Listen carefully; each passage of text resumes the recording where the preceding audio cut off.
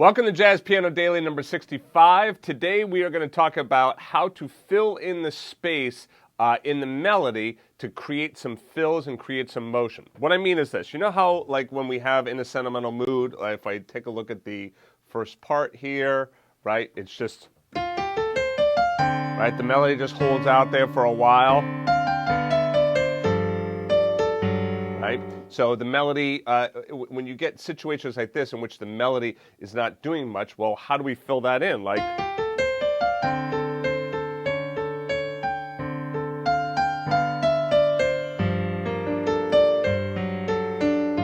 right? So how do we do that? That's what we're going to be talking about today. All right, so let's dive right in and take a look at what we're doing here. So you see right off the bat, there's a lot more notes going on right here, right? I mean, you got a lot of stuff going on in the right hand versus, again, take a look at just that original, right? You can see there's not much going on in the right hand here. All right, so what is going on in the right hand? What you'll notice is that I'm using a lot of chord tones. Now, bear in mind that this sound, you might love the sound, you might be like, hey, you know, it sounds too classical for me. That's not the kind of sound I'm looking for. That's fine, right? You don't have to do this sound all of the time or this fill, but learn this technique because it comes in handy, all right? So what we're doing here is, let's just take this first measure here and let's talk about what's going on here in this first measure. So you see the melody note is the G, right? And then underneath, I hold down the G, and I'm playing other notes of the chord. Now, you don't have to hold the G down, but I just kind of like that because it kind of keeps that melody alive. Right? See, I'm just arpeggiating back and forth and moving back and forth between the 5th to the 7th, and then the 5th to the 7th of the major 7th. And then over here, once I get over in here, I do exactly the same thing. This is still using the 7th and the 5th. So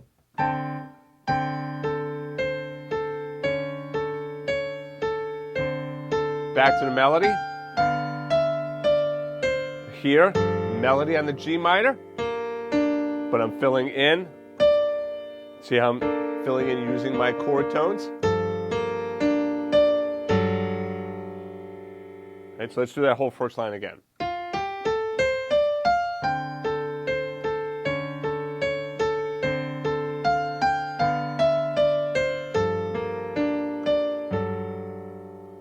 Now you hear that there's a lot more motion going on, right? It sounds a little bit more interesting. The original.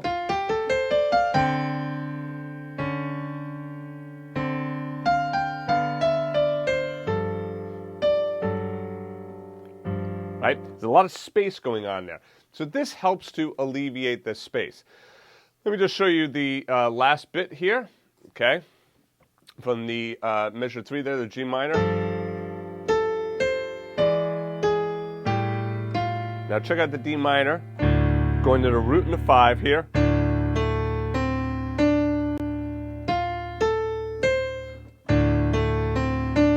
Again, just pulling notes right off of my D minor chord, okay? So all I'm doing is I'm arpeggiating notes from the chord. It could be any of the notes from the chord. And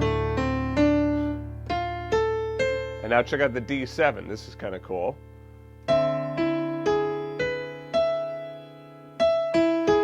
This is my upper structure triad. And remember, we talked about upper structure triads in a previous lesson, okay, and we will talk about them more, but just know that that's your upper structure triad, and all I'm doing is arpeggiating that.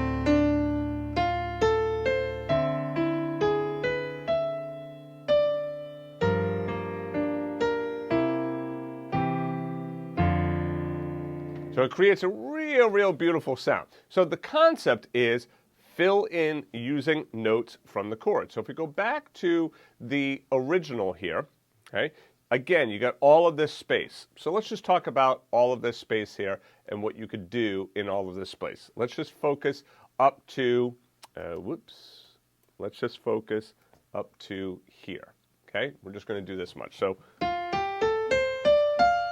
I got that melody note. So now what can I do from here? So like, so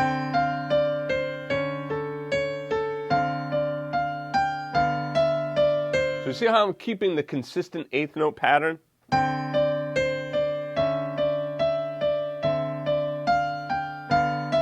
So here I'm going from the root to the ninth.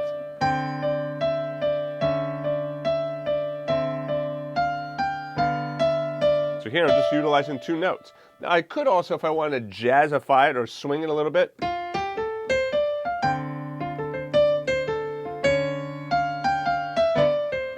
yeah, obviously going to make it a little bit faster there. So, but you see how I can like kind of play around still utilizing those chords. So this is why it's really important when you see D minor major 7, that you know that those are the notes in that chord, okay? So what I want you to try doing is when you come to a situation like this in which your melody note is just holding out for one whole measure, right, or maybe a few beats, see if you could play around using some notes from the chord to fill in. Now there is no one set way of doing this, okay? So if you're wondering, hey Willie, well what should I do? Well, what I'm telling you is find out what the chord in a moment is, okay? So if we go down into, okay, let's take the D7 right here. All right, so you got a D7 chord, and you got 3 beats on this melody note right here. Okay, well, obviously, you have to hit the melody note first, right? So on the first beat, you're going to hit the melody note, all right? Right, hit that F, hit the E there, rather, okay? And then once you hit that E, then you're free to do whatever you want after that, okay? You got a few beats in here. You got, like I said, about 2.5 beats right in there before you have to hit this D right there, okay? My suggestion is do not try to fill all of the space. Just, you know, like you could do something in which you just kind of like hang close to that note. So from the D minor,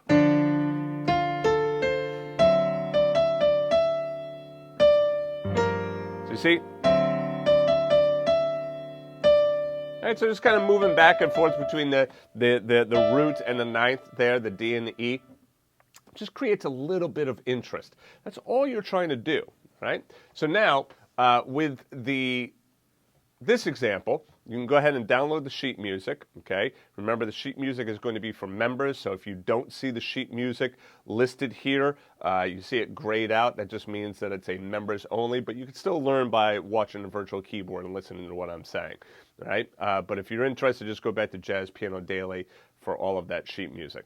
But what I would suggest doing first is download the sheet music and play through what is here. I'm going to play it one more time for you so you can hear the whole thing, and then that'll be it for today. Here we go.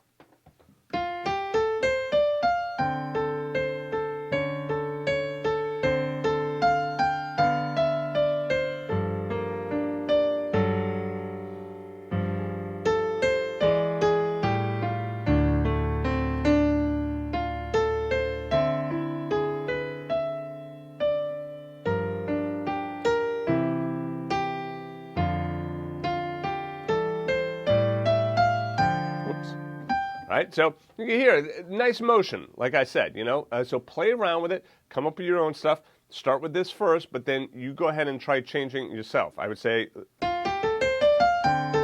instead of doing all that, instead try this.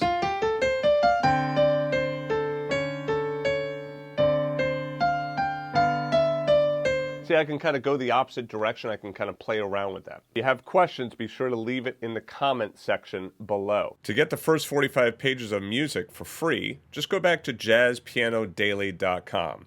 If you liked the video, please be sure to click the like button and also subscribe to the channel and turn on notifications. To watch the rest of the lessons in this series, just click on the playlist to the right of this arrow. Thanks for joining me, and I'll see you in the next video.